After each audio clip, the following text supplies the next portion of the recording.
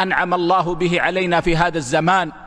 هذه الأجهزة التي بين أيدينا وهذه الوسائل التي نستطيع أن نصل بها إلى العلم وأن نوصل بها العلم إلى الناس، فمن الجهاد العظيم ومن الأجور الكريمة أن ينتدب شباب من شباب الأمة إلى العناية بهذه الأجهزة لتهذيب العلم وإيصاله إلى الناس والتعاون عليه، فهذا من أعظم الجهاد وفيه أجور عظيمة كريمة.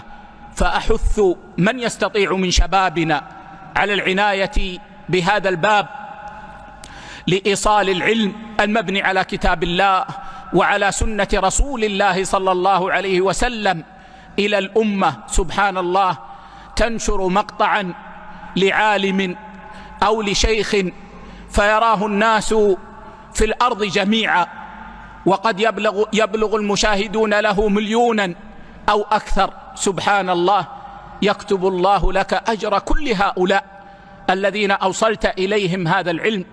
ما أعظمه من ثواب وما أعظمه من مقام كريم. فالله الله شباب الإسلام، الله الله في طلب العلم، لا تكسلوا عن هذا ولا تملوا، وجاهدوا واصبروا وصابروا ورابطوا لعلكم تفلحون، واجتهدوا في إيصال العلم إلى الناس بالأسلوب الحسن والطريقة الطيبة التي تنفعهم في دينهم ودنياهم.